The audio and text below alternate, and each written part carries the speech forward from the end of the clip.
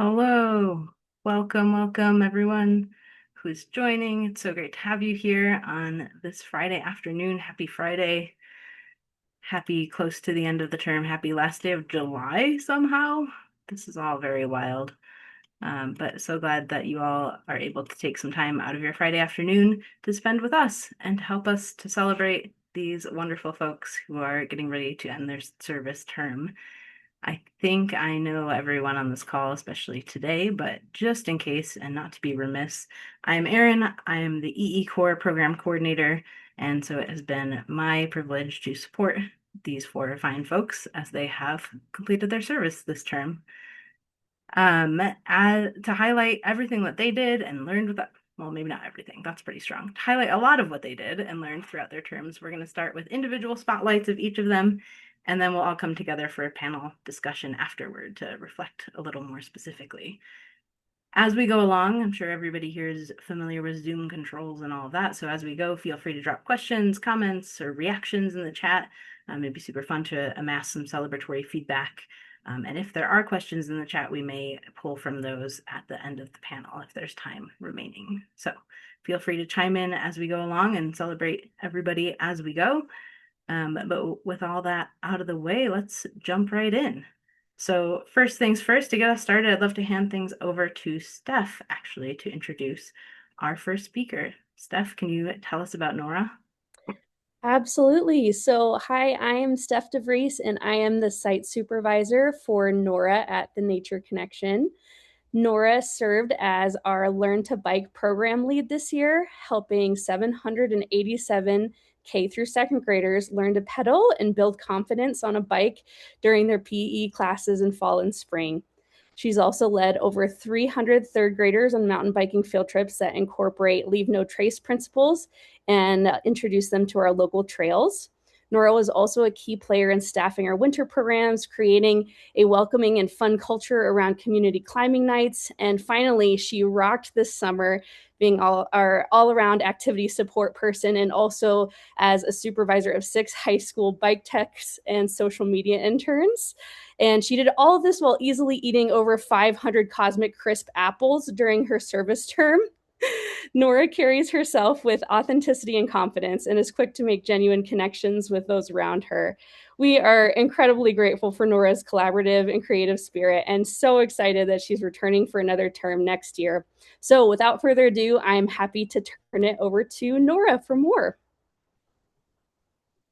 Thank you so much, Steph. I'm going to share my screen for my presentation. So this is going to be the story of an AmeriCorps on the Western Slope, my time at the Nature Connection. First things first, I couldn't have done it without my amazing team. Surrounding myself with these people for a whole year, I only grew in every single field, whether it was like my outgoingness, my leadership skills. I feel like without this team, I couldn't do half of what I did this year. So it's a big thank you to them, and especially to Ash, which is Sai, my programs manager's dog, but she's amazing. So yeah, as Steph was telling you, I was bike lead. Our program ran from the fall and the spring. I served over 932 individuals from kindergarten to third grade. Bike lead was such an amazing position for me to be in this year. Honestly, I'd spent time biking on my own, but never leading a group of children biking, and it was a completely different environment. Having to organize like classes of over like 30 kindergartners for an hour and having to run a program with them who are all just learning how to pedal really tested, I feel like, my education skills and my patience, especially. But I had so much fun with each and every kid that I got to meet. I also became able to like actually do bike tech things. I had never completed maintenance on my own bike. It was kind of taken into a shop or forget about it.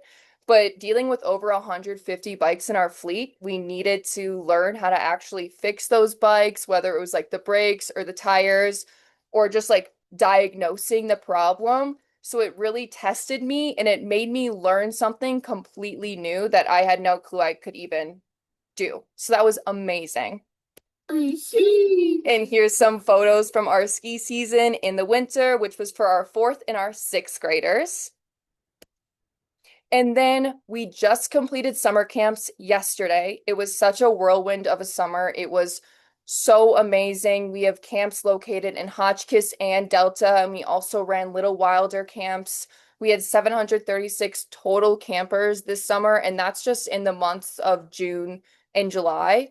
Summer was so quick and fast paced, and compared to my other programming, that was kind of very like repetitive, and I knew the structure of it. Summer was kind of like no one knows the structure of it because it all was very dependent on what was going on at the moment.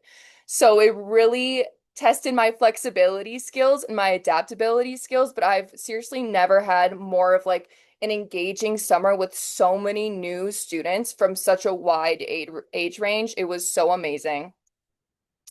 So some of my takeaways from a year is definitely group management. And while I've had practice and experience working at group management with children, I had to practice a lot with group management with adults. So for our ski program, we actually rely on a lot of help from our partner programs and actually individual volunteers. And managing adults who are managing children is kind of a pyramid I've never experienced before. And it definitely made me more confident in my skills, especially my leadership ability, to be able to guide these adults so that they can have a more successful experience with these kids. I also had to work on my time management. A lot of our school programs with Learn to Bike were very much built into the school day. So you can't run over because those kids have to go to their next class, their teacher's waiting on them. So it definitely made me manage my time better. I actually got a watch specifically for this year, my time management skills. I had to adapt and adjust quickly. Here in the Western Slope, it can be a clear blue sky for the whole morning, and then one rain cloud comes in, and it's like thunder and lightning. And this, of course, has to happen after we already pulled out 150 bikes from our fleet to do our programs. But I love adapting and changing to things, so this really worked well with me because everything written in the curriculum or everything you plan for the program might not happen, and sometimes that's a good thing, and your program turns out better because of that. And every day was definitely a new challenge and a new chance. I'm most proud of writing my new Learn to Bike programming, managing 6 pathways interns, writing new macro invertebrate programming, and gaining numerous outdoor skills and certificates. The importance of my job is super important. Delta is a rural county. Over 60% of all of our school programs participants are on free and reduced lunch or low to moderate income. Only 50% of students I engaged with had a working bike at home. And every workday, I'm proud that I'm able to connect a child to the outdoors. My future looks like me completing another term, which I'm super excited to do. I'm planning on writing more summer programming and curriculum, obtaining my woofer, becoming a certified outright instructor, and working with staff to create an inclusive outdoor experience for everyone. Thank you to everyone at the Nature Connection and every student I was able to spend time with. It was an amazing year. Thank you. Awesome. Thank you, Nora. So cool to hear about the number of bikes you have to deal with and the number of children. Like, it never fails to impress the scale of the operation that you all are running, and having the energy that you have at the end of it all is extremely commendable. So cheers to you. I'm so excited to have you back for another year, and I'm sure all of those learners will be too. I bet you're going to get recognized a bunch next year, and they're going to be so pumped to see you. Cool. Well, thanks so much, Nora. I would love to now hand it off. We're going to come over Front Range way and hand it off to Adrian to introduce Hadas. Thanks, Erin. Wow, that was so cool, Nora. I've never heard of the Nature Connection before, so I'm really excited. I was Googling you as you were sharing, so it was really neat. Good afternoon. My name is Adrienne Sedlak, and I'm the Senior Education Manager at CSU Spur, and I have the pleasure of supervising our 2 AmeriCorps members, and I can't wait for you to hear from them today. We're going to start with Hadas. So Hadas has utilized their time at Spur to not only learn and grow in their program delivery and facilitation, but also in their program development skills. Over the past year, Hadas has taught over 100 unique programs that have reached over 5,000 participants. She has also developed multiple programs to expand our catalog of environmental education programming and created stronger ties to EE and existing programs, which she will share with you today. As her supervisor, I've been so proud to watch Hadas become a pivotal member of the education team, supporting day-to-day logistics, troubleshooting, team planning, hiring, and organization. While we are so sad to see Hadas leave soon, we know she has a bright and shiny future ahead, and I can't wait for you all to hear from Hadas today. Thank you, Adrienne. I'm going to faff around with Zoom stuff. Can everyone see my screen?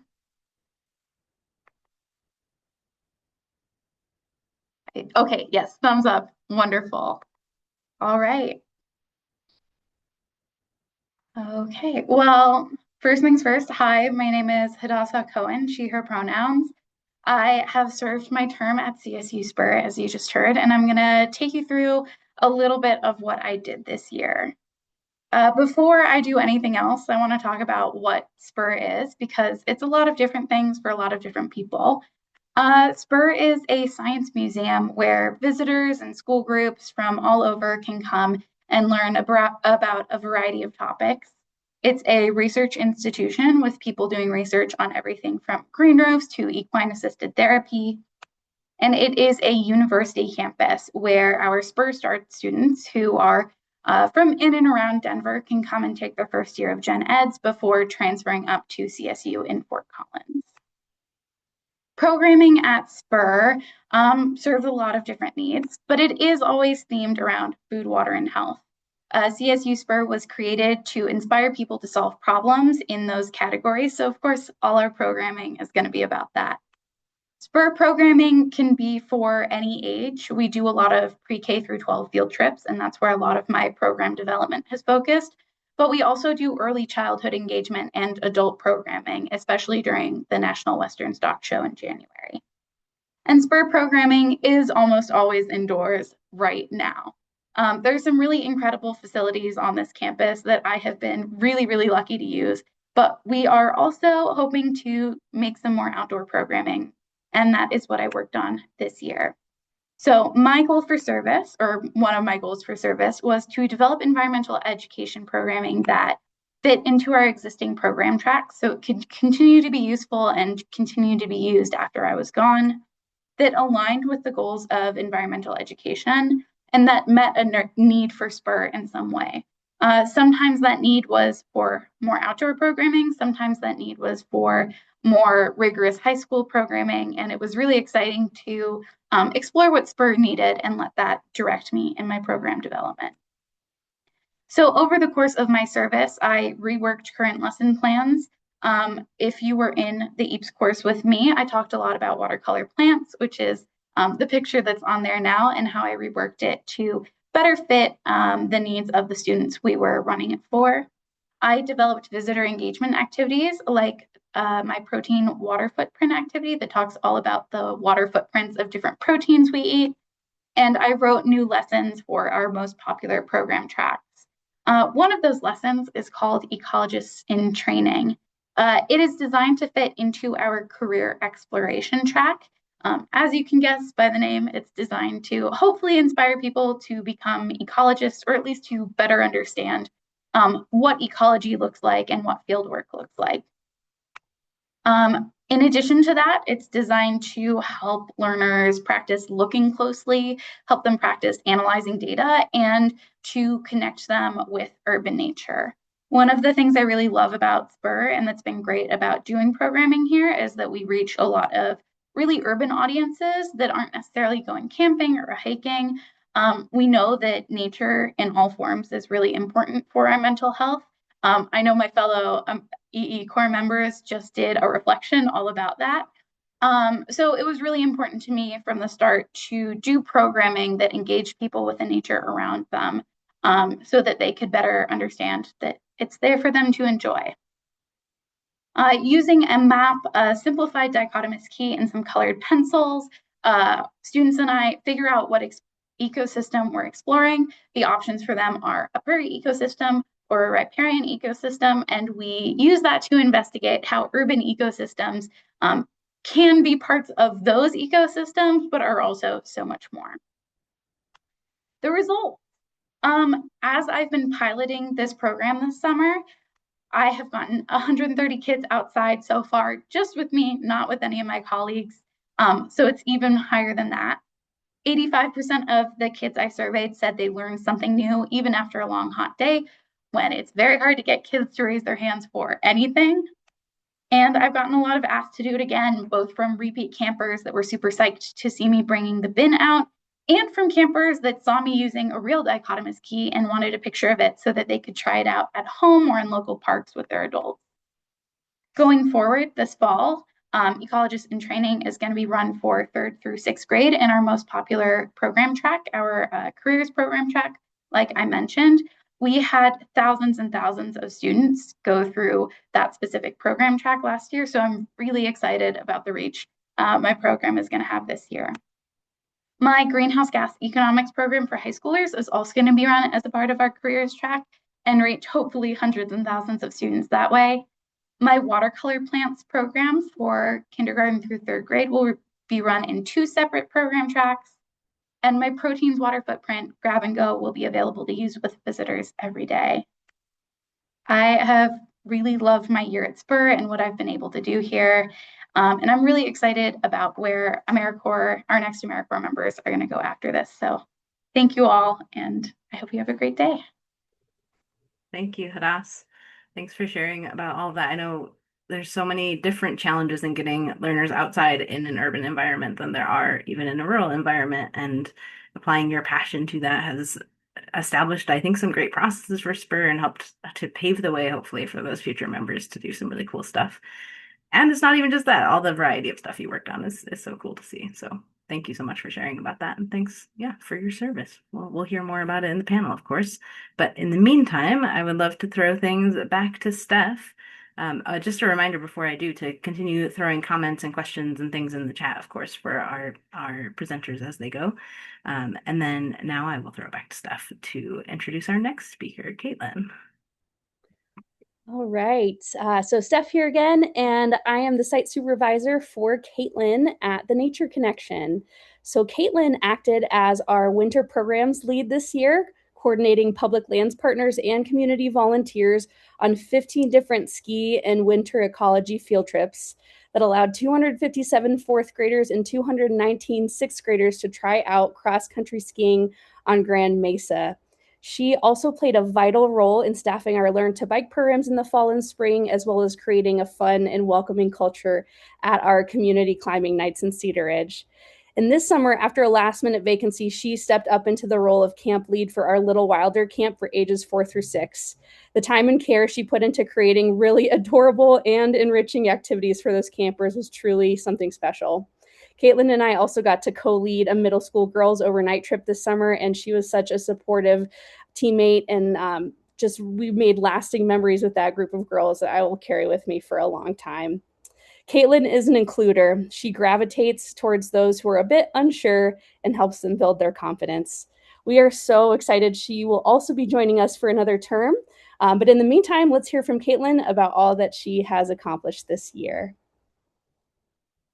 Thanks, Steph, for the great introduction. Okay, we all see it? Is it there?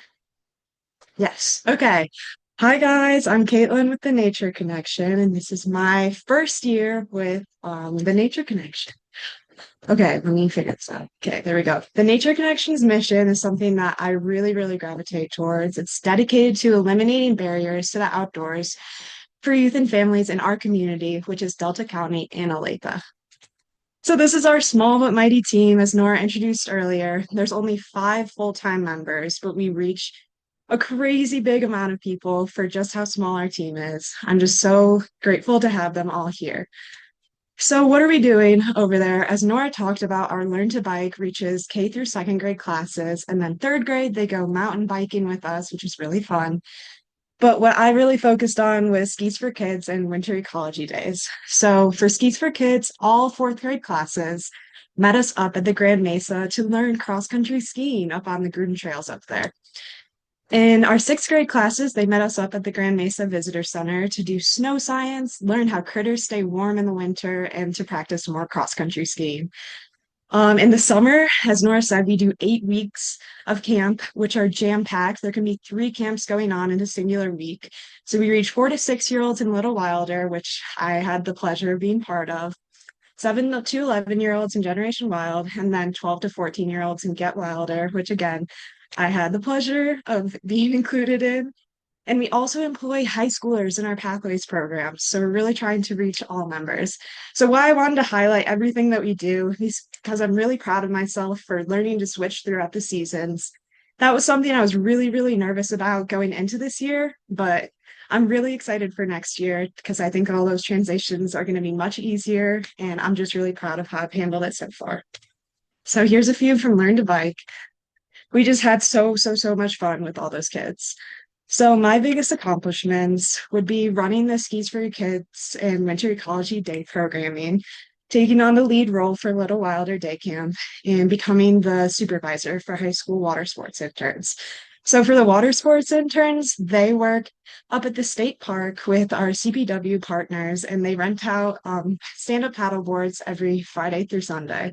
It's been really fun watching them grow in their communication skills and really getting to engage others in outdoor sports, really. So this is our little Wilder Day Camp. Look at how adorable they all are.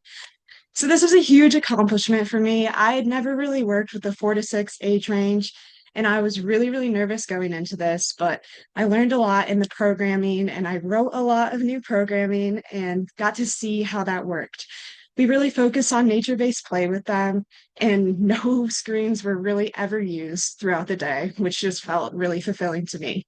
I created intimate connections with each of the kids, which I just think will last a lifetime for me personally, and I hope for them. So our winter programming by the numbers, as we mentioned earlier, Skis for Kids reached 322 students, Winter Ecology Days 219, and classroom presentations 468. So over 1,000 kids who reached this winter and got outdoors, which I just think is so incredible. So for our winter programming, it was so cute. Some of the kids were a bit dead by the end of the day, as you could see, but that's how we wanted. I want to be a little exhausted after spending a great time outdoors. So the key takeaways from our winter season would be communicating and connecting with our agency partners, Forest Service and Colorado Parks and Wildlife, implementing new programming and becoming comfortable with interpretation of on the Mesa while we were cross-country skiing, and learning how to successfully cross-country ski and being able to teach that skill to hundreds of kids and watching them push themselves. So another highlight would be the middle school girls outdoor explore camp, which is a 4-day, 3-night overnight camp. And we got to take some incredible girls out. We got to do some awesome camp activities like making a ton of bracelets, but we also got to go paddleboarding, got to go on a pretty good hike. And we got them to do some wildflower painting and just really engage with them on an individual level. And those experiences will last a lifetime for me again. And it's just amazing being able to connect them with nature. So thank you to everyone on the Nature Connection team. None of this is possible without you. You guys have given me the space and encouragement to grow in this role, and I will remember it forever. And I'm so excited to start the next term with you guys. It's only going to be up from here. Thank you. Awesome. Thank you, Caitlin. Thank you for sharing about all of that, and thank you for doing all of that. I know little guys, when we've talked, it's like, yeah, they're so adorable and amazing, and there's challenges with that. But I can only speak for myself, but looking back on my own life, those are the kinds of experiences I remember for sure. So kudos to you for creating those experiences for all those learners. Again, any shout outs, questions, comments in the chat, and then we will hand it over back to Adrienne to introduce our final presenter, Louisa. Well, hello again. My name is Adrienne. I'm the Senior Education Manager at CSU Spur, and I'm excited to introduce Louisa. So when Louisa joined the team in February of this year, she hit the ground running, learning programs and helping us envision how we utilize the stream table for programming on site, which she will share more about with you today. During Louisa's short but busy time on site, she has supported creating a maintenance and care guide for our stream table and developed programming around river ecology at the stream table. Louisa has facilitated programming for almost 1,000 participants during her term on site. She also worked with me to help vision a safe walking path to the South Platte River for all our students at SPUR. And while she might not see this vision fully come to fruition in her last few weeks, the work she has done has acted as a catalyst for conversations and meetings for our on-site partners to envision a way for all SPUR guests to have more access to the South Platte. I would be remiss not to mention, but both Louisa and Hadas were instrumental in the care of our rainbow trout on site, often acting as parents for our trout school. I won't make assumptions, but I think they both had favorite fish. I am so proud of the work Louisa has supported in our brief time on site. We are equally sad to lose and to see Louisa depart the SPUR team, but we know she will find a clear path forward, quite literally, as she might be doing trail work next. And thank you for all you shared with SPUR, Louisa. Please take it away. Thank you, Adrian. I will.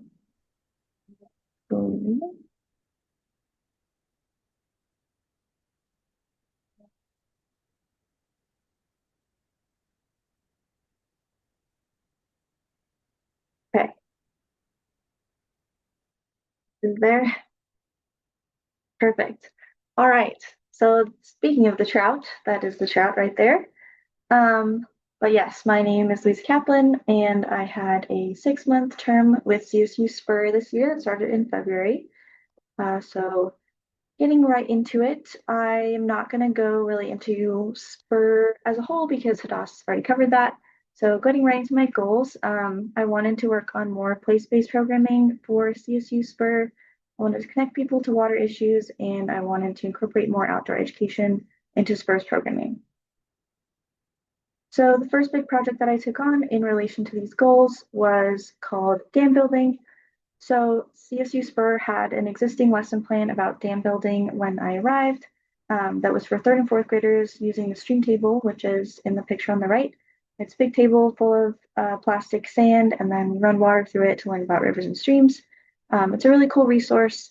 The existing lesson plan was mainly free play and experimentation, and like students would normally just pile up the sand in the middle of the table to stop the water, which like experimentation and free play is great, but it was a little bit disconnected from how dams are actually built and why they're built. So I saw an opportunity for more content around water resources. And I also thought it could be more place-based and specific to Colorado because Colorado has almost 2,000 dams. They're super important to how people are able to live here, and so many people are able to live here. So it's a great place to learn about dams. So for this project, I wrote 2 lesson plans, one for 3rd and 4th graders and one for 5th and 6th graders. For the younger lesson plan, I focused on flood control, partially because they always want to flood the table and see what happens. I connected it to Cherry Creek and Cherry Creek Dam because the dam was built partially because Cherry Creek used to flood Denver a lot. There was a really big flood in 1863 that like washed away buildings. So it's a real example of using a dam for flood control in the area. And then for the older students, the lesson plan was focused on water storage, and I connected that to the fact that the eastern slope is a lot drier and that there's a lot of people who live here. So we need a way for everyone to get water and to have water all year. On the right is how I would set up the stream table with different neighborhoods so we could talk about the causes of the dam as well as the effects that the dam would have on the different areas of the town. Since incorporating this programming, I've seen that students are more engaged in the decision making that goes into building dams. They're thinking more about the effects that the dam will have, and a lot of times they'll leave the lesson still talking about it and thinking about different strategies they could have used, which is always fun to see. Numbers for the water source lesson plan, which is for older kids, I've reached 203 students, and then for flood control, I've delivered it to 20 students. The other big project that I worked on that was related to those goals is with our Get Wet backpacks. So Get Wet backpacks are a bunch of backpacks. They were given to us by CSU, and it's an outdoor education resource that SPUR used to use more, but has kind of fallen out of the rotation due to like staffing changes. So I wanted to get it back up and running. There's 5 backpacks. They each have all the materials necessary for a different variable of water quality. So they have like scientific data collection tools in them. So one backpack is water transparency, there's dissolved oxygen, stuff like that. So I saw this was an opportunity to get people to the South Platte River, which goes right by CSU Spur. And it was also an opportunity to do community science and get some actual data on the South Platte River. So for this project, I attended a training on Get Wet with a fellow facilitator. From Spur, I helped ensure we had all the materials we needed, scoped out river approaches, which is what's in the picture on the right, and I wrote a lesson plan for high schoolers by adapting CSU's materials to our particular site and context and the standards we wanted to hit. So basically, we take a bunch of high schoolers down to the river with all the backpacks, split the students into groups, and give them each backpack, and then whichever backpack they have, they use the tools in it to test some aspect of the water quality. In the future, there's team training scheduled for both of the dam building lesson plans and the Get Wet lesson plan to teach them to the education team so that they can continue running them once they leave. Dam building is already written into the program tracks, and Get Wet is in the works. It just takes a little bit longer to run than our normal programming, but it is going to be added into our program tracks. Going back to my goals for more place-based programming, I addressed that with the connections to Colorado in the dam building lesson plan, and then connected people to water issues with both of the projects with water storage, water quality, and flood control, and then outdoor education with the Get Wet backpacks, getting people down to the river. Thank you so much to CAEE and to Spur and the whole education team there for the opportunity, and I had a great 6 months. Awesome. Thank you, Louisa, and thank you for sharing about all of that. The stream table is such a cool resource, and like you said, the play-based aspect of it can be a great learning tool, but also being able to connect it to some of those place-based things are so powerful to level that up. So wild to think that you did all of that in 6 months. So kudos to you for that. And thank you again to all 4 of you for sharing your spotlight presentations. It's so cool to hear about some of the most impactful moments of your term. But next up, of course, I'm excited to chat with all of you to get some more specific reflections that kind of underpin perhaps some common themes amongst our presentations, and it can further illuminate your experiences this term. So let's get into that, and we're gonna make sure everybody's pinned so that we can see all the panelists as we go. So let's get that going.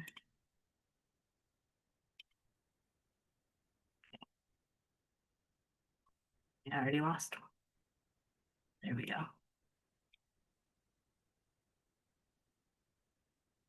Oh, Zoom can't cope when I do things. Okay, I think we're all good and nobody's frozen. So let's dive into our panel conversation. And to kick things off, I'd love to start with a quick snapshot from each of you to describe your service in 3 words. And just to keep us moving, I can maybe shout y'all out to do that. And let's start with Caitlin. Okay, so 3 words that would describe my time with Nature Connection would be exciting, challenging, and meaningful. Exciting, everything was new. Like I just really hadn't done much of anything that we had worked on before. And it was all challenging to learn how to like work through all of that and to learn all of its quirks and to how to power through. But the work that we did is so meaningful, especially to the rural area that we're in. And just, yeah, connecting with all of them will be meaningful to me for a lifetime. Awesome. Amazing. Thanks, Caitlin. How about Hadas? Yeah, if I were to sum up my service in 3 words, I think I would say it was unique, it was unfamiliar, but it was also empowering. I think the environment and programming at Spur is really unique when it comes to environmental education, and that environment was definitely unfamiliar for me. But navigating that unfamiliar environment has made me feel really empowered to take on future challenges. Thanks, Hadas. And I'm just circling around who I see on my screen. So how about Louisa? All right, yeah, I would say inquiry, flow, and connections. Inquiry both with I love the questions that students asked during our programming, and that was so fun because we asked a lot of questions. And then I also learned a lot from the other people at my site. Flow, because I felt like it was pretty adaptable to what I was interested in, and also because I focus on water. And then connections, I felt like I made a lot of connections and had great conversations with visitors and with other people uh, working at my site. Awesome. Thanks, Lisa. And thank you for the pun. It did come to mind immediately, so well done. And last but not least, Nora. Thank you. I would say engaging, adventurous, and grateful. Engaging because like all of our programming was like feet on the ground, like you had to be there for everything. You were part, like Caitlin and I were part of everything that happened at the Nature Connection. Adventurous because I feel like our term really represented a lot of like Colorado's sense of adventure with mountain biking, cross country skiing. We also did climb nights, like every single like outdoor thing that people flock to Colorado for, we were running programs for that. And then grateful, just I'm just like so grateful that I was able to be part of the Nature Connection and complete my term and learn so many new things. Cool. Thanks, Nora.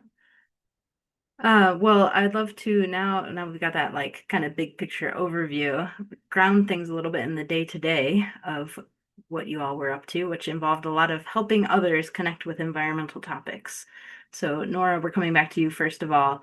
What's one lesson or activity that worked especially well for you and why?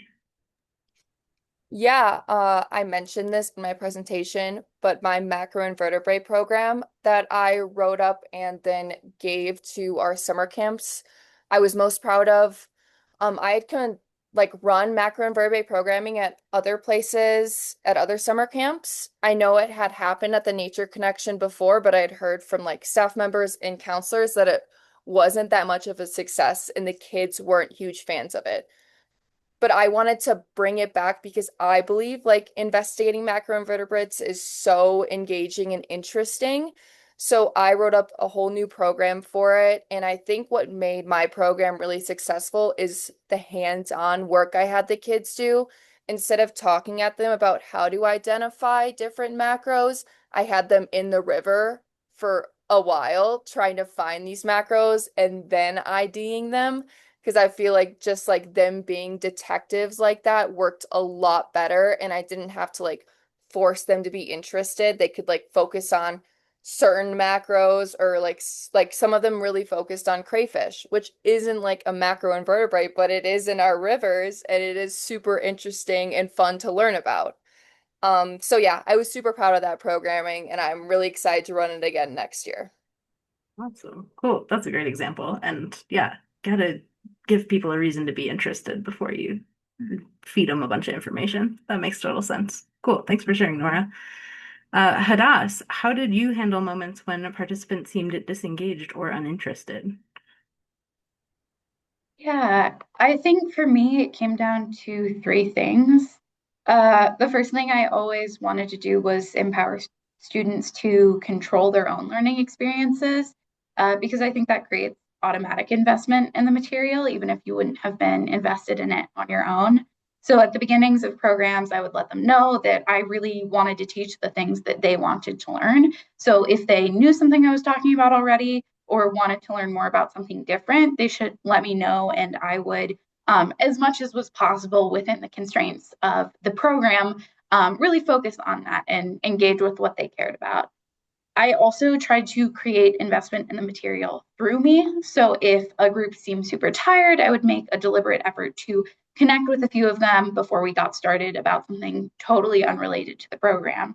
And I found that even just talking about like their Crocs or complaining about our sisters together would help them see me as a person that was really interested in them as people and not just as receptacles for learning, which would mean that they knew that I cared about what they wanted to learn and that they would be a little bit more interested in the material because I was a touchstone for that. And then third, I always try to make space for participants to just not be into what we were doing that day. Sometimes for reasons I wouldn't know about, reasons that weren't under their control, they would just not be in a space to learn. And at a certain point, you can't force it. So I would give them the material. I would offer them opportunities to invest themselves in it and to participate fully. But I acknowledge that, like, if we finish early, we finish early. And sometimes that extra space at the end of a program can be really useful for students that need some time to reset themselves and set themselves up for success later in the day. Awesome. Thanks, Hadas. So hard to have time for well everything you're describing in a quick program that you often have, but so important too to acknowledge them as people in ways that you can actively connect with, or sometimes it's acknowledging more might be going on for them than you know, and it's not about you if they're not engaged sometimes, which is totally fair as well.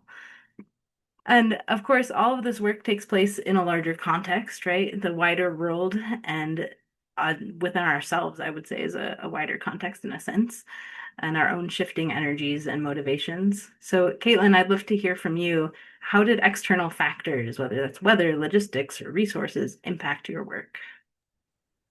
Yeah, so as you guys, I hope all of you know, it was an extremely dry winter, and we really saw that in our winter programming, especially our winter ecology day, where we did snow science. So we had them collect snow samples out in the field, and it was a real struggle to find samples that weren't already packed down because of snowmelt, hadn't been trampled on because of people going through there. And it was just also extremely difficult to talk about how that snow melted down and what that would mean for our water year. But it was cool to relate to it because the Grand Mesa is a headwater of the Colorado River. So teaching them about that and teaching them that we have the storage on top of the Grand Mesa to provide that water to the rest of Colorado. Even if it's a low snow year, you get to see that like hands-on. But the weather, it was a real factor, and it was kind of depressing to do that work and to see it firsthand, but trying to turn that around and leave them with a positive image, something I struggled with, but I hope I worked with. Yeah, fair enough. That's an internal and external factor in some ways for sure. Um, Nora, I'd love to hear from you. How did you stay motivated during difficult moments? So with our at the Nature Connection, because we go through so many seasons in one year, so many programs, sometimes you like get a little bit lost in what you're doing, and I feel like it makes burnout a little bit easier to happen because it's a big switch up like every 3 months. But I feel like my biggest motivator was this like sounds cheesy, but it was the kids. Like going back to learn to bike after winter ecology was it felt like, oh my gosh, we have to do it again. But then being there and like teaching a kid how to bike. And this was not like, oh, we taught one kid how to bike a week. It was like every day I'm teaching like 3 to 4 kids how to ride a bike. And it's like I never thought I would get that experience, you know? It's just such a touching, like, connectful moment that you have with that child, and you know that they're going to remember that for a long time. And it's just so important that I was there doing the work with them because, like, if I wasn't, they might not have access to a bike. Like, that just might be a milestone that they miss. So just being there and hearing their comments and hearing how much fun they're having and just seeing them get up after they fall down, it's just like those little spark pieces, I feel like that keep me going and just throughout the whole year, like just those little things that like touch your heart and you're like, and I got this and I got to keep on doing this and I'm going to do better tomorrow. I love that. Thanks, Nora. It's a such a good reminder that like this might be the 500th time you've done this, but for them it's a first. It's maybe a once in a lifetime because you don't have to learn to ride a bike multiple times usually. And once you know, you tend to know. So yeah, that's a huge thing that you get to be a part of for sure. I'm curious to hear from, open it up to the group for a second and see if any of the rest of you found external factors playing a bigger or different than expected role in your service, or if you were finding strategies that you're resonating with to deal with disengagement or lagging motivation, either in learners or yourself. This is free form, so feel free to unmute if you've got an addition. I think working in a mostly inside environment, I really did not expect to have the external impacts that usually come with outdoor learning. And in some ways, I didn't. We were very rarely rained out, and it was pretty easy to adjust our programming to go earlier in the day when we were running programs outside the summer. But we did encounter some struggles with what urban environmental education looks like in terms of who owns the land and how you're allowed to access it and what you want to do on it. And I think it really taught me a lot about how to work with the people on your team who want to support you to get things done that you all want to get done. Yeah, that's a great point. Weird things you wouldn't even think about who owns the sidewalk right outside your door. Yep, great point. Any other additions or reactions to the conversation so far?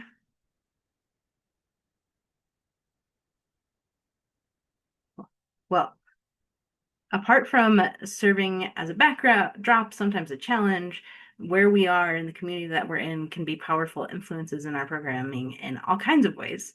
So, Louisa, I'd love to hear from you now about what did you learn about the importance of place-based education during your term? Yeah, I think it was really important to the way that students connect to the programming, both during the lesson and after the lesson. During the lesson, obviously, it is important to learn about places that aren't just right where you live, but it is it's a lot easier to get people to be interested in a topic if it's relevant to them. So looking into things that were relevant to Colorado and to the neighborhood that we were in and teaching about them, like with what I taught about with dam building, where it's like, this is a thing that dams are really built for, and this is how we're able to live in Colorado, which is a pretty arid area. Um, so it just perks them up a little bit to hear about something that is relevant to them. And then for after the programming, it's something that if it's place-based, it's probably something that they'll interact with more. And they will walk around and see dams that are built for water storage and be like, oh, I know why that's there now, and I know why the spillways are there, and I know what happens to the water. So it stays with them more if it's something that they'll run into in their day-to-day lives. So that's another benefit of place-based education. And then lastly, I would say if they're interested in connecting to something further and like even doing some civic engagement with it, then that would also be easier for them to do if it's relevant to their specific area. Like if they're really interested in the water quality of the South Platte, once we find out how it is, and they want to help with it or do a cleanup or something, then they'll be able to connect to resources and it might lead them to other things and other learning opportunities. So it's just like connects them more to their community and that helps with the science that they're learning, helps them like retain it better. Yeah, cool. Thanks, Lisa. Yeah, thinking about the fact that you can just encounter a dam when you're out in the world. Yeah, of course. And then that makes so much more sense to them once they've experienced that. So that's really cool. And Caitlin, how did working in your community shape your perspective on environmental issues? So working so closely with kids who are raised on farms and keep livestock, I've like really come to understand that they all have different interpretations of nature and interactions with their environment. Kids from Delta, a lower income community, may only know nature to be the fields that like they live and work in, rather than the mountains that like are right in their backyard. Many of them had never even been up to the Grand Mesa, even though it was an hour away. So, working with them, I learned more about how they interacted with their natural world and understood why it was that they burned their ditches in the spring, why they were in 4-H club, and why they might not be able to walk or bike to school. Their environment that they live in, with their very busy city and roads that are not made for walking, are not suitable for this type of sustainability. So they usually shy away from those types of changes to their daily lives. So pushing those sustainable swaps onto them will usually only make them feel bad about themselves and their actions, even when they're not attainable for them. So instead, recognizing that raising their livestock and small scale farming like makes far larger impacts than they can imagine is something that I'm really trying to focus on more. Yeah, I love that. Thanks, Caitlin. Yeah, it's so important to keep in mind the context people are living in when you are like, here's an environmental thing you can do. It might not make any sense for them in their lives. So that's such a great point.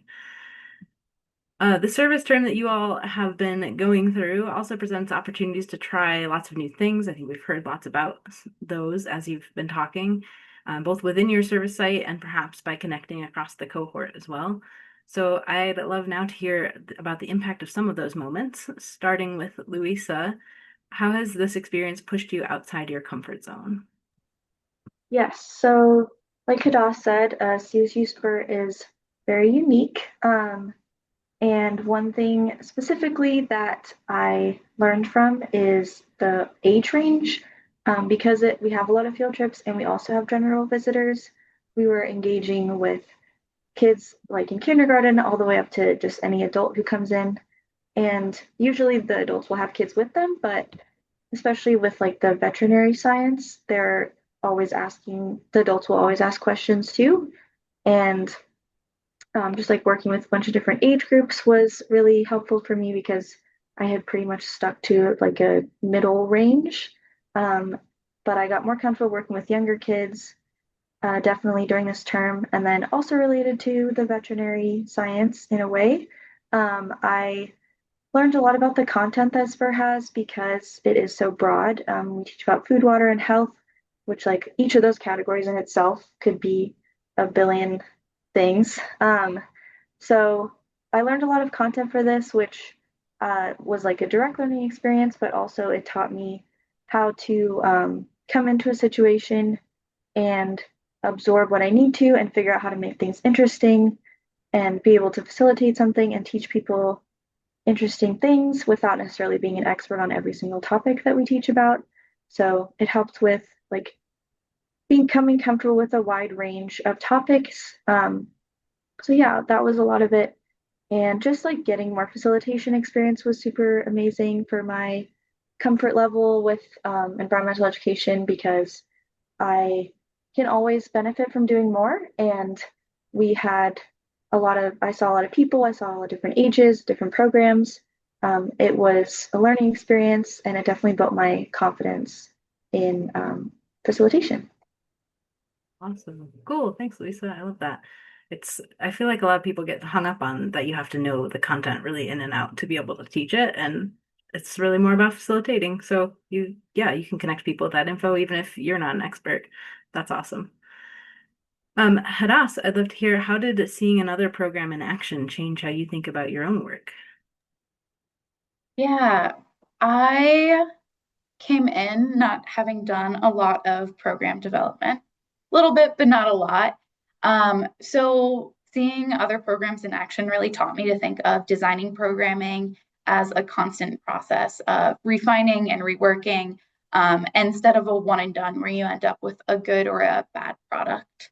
I got to see a lot of cool sites. I did a lot of shadowing this year. And I saw some really amazing programs, but I also always made a point of asking to see what people were working on, because I know that you see one day of programs and that's just one day of programs, and they're doing programs almost every day.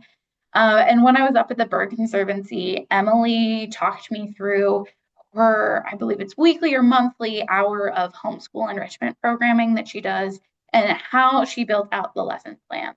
So she talked about each one being built on the same principles and same framework. So there was always a nature theme, something to learn, a craft, and movement, but each one was a little different. And she talked about how that framework had evolved as she got to know this group of kids. Programming at Spur is very, very different, as I'm sure a lot of you can intuit. It takes months to develop a 25-minute lesson plan here. And once that lesson plan is done, it's run for hundreds of people over and over, until maybe months later, someone checks in on it and reworks it. That for me added a lot of stress to the ecologist in training design process. So when I was working with coordinators here to figure out the timeline for that, it was really, really helpful to think of Emily's design process and principles when we decided that ecologists in training should be piloted this summer. And that piloting experience and that ability to set aside time where the whole purpose of it was just for me to see how something worked and make it better has made me really, really happy with where ecologist in training is, and really happy with the process that it took. Amazing. Cool. Thanks, Hadas. Thanks for sharing. Such a tricky balance to strike of like how much preparation is the right amount of preparation, and so much depends on your audience and your organization and so many other factors. So that's cool that you were able to see some different folks in action too and experience some other processes. That's awesome. Thanks for sharing. Thanks to all of you for sharing about that. We've talked now about teaching, challenges, community, some personal growth. We've covered a lot. Before we wrap up, I'd love to again open it a little bit more freeform for a second and just thinking across all of your experiences, what surprised you the most about this year?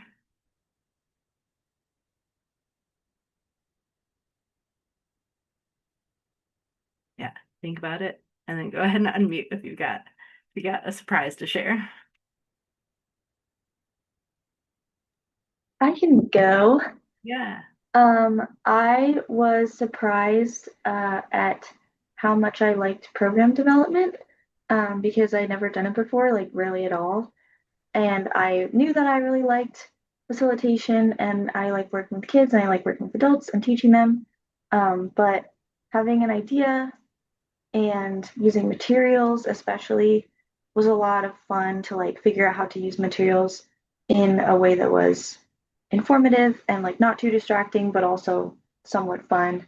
Um, and then like seeing it actually come to life and facilitating it for people, and then working with the rest of the team to make adjustments. I love getting feedback on programs.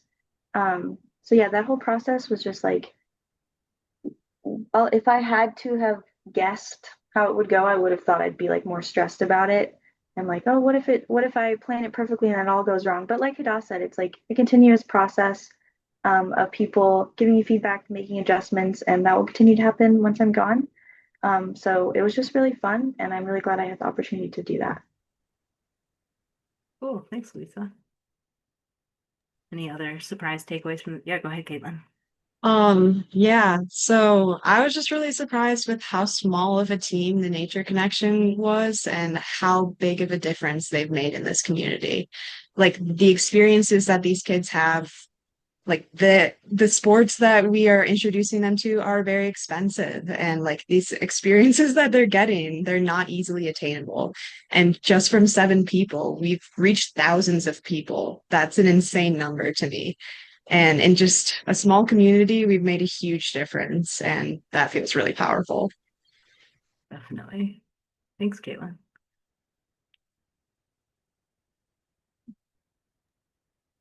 Are we opening? Go Are ahead. we open Yeah. for more? Okay. I was like, I think you might be making a move to unmute. Go ahead. Yeah. I was really surprised by my own like long-term adaptability. I know like as an environmental educator, like everyone here is adaptable. We're able to make a plan for a program and willing to have it be totally uprooted when something changes. And that's something I've always prized in myself, but that's a very like short-term, low stakes way to be adaptable. And I've always thought of myself as maybe not that adaptable in the long term. So coming here, there were a lot of big changes at my service site this year. And I am really surprised, but also really proud of how I was able to tackle those challenges and grow from them. Cool. Thanks, Hadas. Thanks for sharing. Yeah, Okay, no pressure, but go ahead. everyone went, so I feel like I should go too.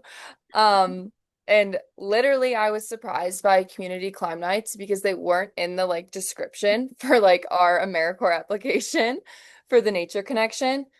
But in all realness, like doing community climb nights was such a new experience for me because at the Nature Connection, we usually do programming strictly with kids, and community climb nights is more than just kids because their parents stayed the whole time. So it's really just building a community like once a week in the winter. And it was so much fun because you get to know the kids and then the parents become more comfortable with you. And then you get to share more things with them about like what the Nature Connection does, how to find us, like what more things they can do with their kids. And it really created this like super unique community where it's like if I missed a week, I would hear that like, oh, parents or kids were like asking about me, which makes you feel really nice because you feel appreciated. And also I learned to like belay and actually how to like run the wall. So that was just a great experience altogether. Awesome. Cool. Thanks, Nora. A literal surprise and some others in there. And so much of what you all are talking about is transferable, right? Whether it's adaptability, whether it's communication with different folks and making things relevant to them, whether it's building those relationships and connections, so much of this will transfer to anywhere you go and anything you do. So I'd love to hear from you all one more time as we wrap up. What will you carry with you from this experience? And I didn't tell you an order for this, so we can freeform it or I can call on you. I don't know. You go reverse order to the first time. Nora, start with you. I feel like confidence is going to be my biggest takeaway. I came to the Nature Connection. I had never mountain biked before. I had never cross country skied. I'd never belayed. And these were the three biggest programs that I was going to be running throughout the year. So I kind of went in with this like bluffing it attitude, if that makes sense. Like I have to tell and show kids how to do this, but I don't really know how to do it myself. So I had to assert myself with this kind of fake confidence to make them believe in me. And it kind of formed into a real confidence that made me believe more in myself. And also, I learned that failing in front of kids is like one of the best things you can do, especially with the programs we were running, because it made them feel like they had a connection with you, ones who were like struggling more, and it makes you, or it made me way more relatable. You take away the scariness of falling or not being great at it by being the first one to do it. And I never thought that like my failures would connect me with kids or make me a better educator. But this year really showed me that. Like my first time cross country skiing, I think I fell like 4 times. And then it's like, oh, now I actually get to practice a lot on how to get up. And then I'm a better educator because I can tell the kids with more personal experience how to get up once you fall on cross country skis. So the confidence might have started off as like false, but I feel like throughout my failures and growing throughout the year, it became like this real confidence of like, you don't have to be the best at everything you try or you teach. It's just the fact that you're trying it with a good attitude that makes it important. That's awesome. I love that, Nora. First of all, I love that there maybe is something to fake it till you make it. And yeah, you're absolutely right. It shows them that it's safe to try something new. That's huge. Louisa, what will you be taking from this experience? I also will be taking confidence from this experience because of what I said about getting outside my comfort zone um, with facilitating for a bunch of different ages and like different sizes of groups. Like you could be talking to one person and then all of a sudden like a family of 10 walks in and then you're talking to everybody. So just like more flexible facilitation in a public setting that's not like a classroom where you know exactly what's going to happen, as well as confidence in adaptability because you plan out a program really well and then it never goes exactly how you expect it to go, especially with kids and especially outside. Um, so I will carry with me like the knowledge that I really truly enjoy doing this because this was like the most immersed I've been in environmental education. Um, and I really liked it, and that's good for me to know. And also like confidence in my skills and just like going with the flow more and just being ready for anything kind of, and not specifically ready for any individual thing, but like you can adapt. And if a kid asks a question and it's interesting, then you can talk about that. So just like that kind of energy of like, we're here to learn, we're also here to have fun and just like feel more comfortable learning about the environment and comfortable being outside and stuff like that. So yeah, I'll take a lot of that confidence in my skills with me after this. Ooh, I love that. Confidence that you are doing the right thing and that you know how to do it. And in so many senses, even within that. Thanks, Louisa. Hadas, what will you be carrying with you from this experience? Yeah, when I was thinking about this question, I came up on two main things. First is the skills I built. I've talked a little bit about how challenging this year was, but I think I'm not just a better facilitator and educator now. I really understand what I find rewarding and important when it comes to environmental education, and that's a kind of clarity that's incredibly useful, and I'm really excited to make use of in the future. I think maybe a little bit bigger and deeper than that is the experience of watching a specific group of kids identify wild cucumber during my ecologist in training program. I had been redirecting some other groups and getting them back on task. And I turned around and I saw three kids just paging so carefully through a key, and I could hear their discussion in the background. And I watched as they turned the next page and they went, wait, that's a wild cucumber. And joy like exploded on their faces. And I mentioned that what I wanted to do here was really connect people with urban nature and the nature they live in. And it was just so incredibly valuable to get to watch that moment of tangible connection happen. And that's going to be sticking with me for a long time. Love that. Cool. Thanks, Hadas. And truly with them as well, unraveling the mysteries of their immediate surroundings. That's awesome. Caitlin, what will you carry with you from this experience? Believe it or not, confidence. Moving forward to the next term with the nature connection, I think I will have more intimate connections with the area, the people, and just feel more at ease with the work that we're doing. Being thrown into each of our seasons was definitely a challenge, throughout this past year, but I think that this coming year I will be more confident in our programming. I'll have a stronger voice with the kids and I'll be able to understand and conquer each of the challenges that present themselves. Having more experience with our partner organizations and the people within them, communication and coordination will be easier. Having created programming for almost every season, I will be able to improve our existing programs as well as supplemental activities to help them excel. Overall, I will carry confidence in myself and my abilities and a better understanding of this place to the next term. I love that. Cool. I love this recurring theme of confidence. That's great. Why not? That's an excellent thing to take away.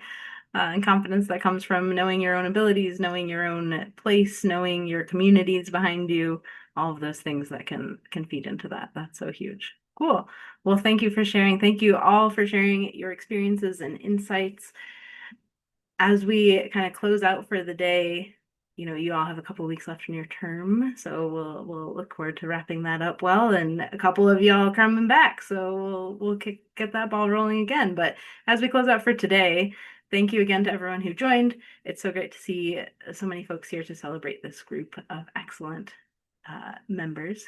And of course, biggest thank you once again to Nora, Louisa, Hadas, and Caitlin for sharing not only your reflections on the term with us today, but more importantly, for sharing your effort, your energy, your thoughtfulness, and your heart with the eeCorps, with your service sites, and with the communities that you're in all term long, and for the impact that you have made for the eeCorps, for your communities, for your service sites, and for our world.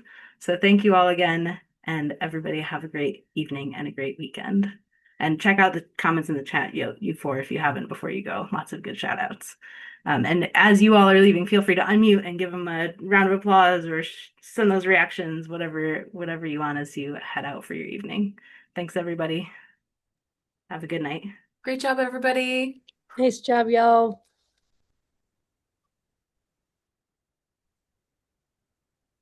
Good job, everyone.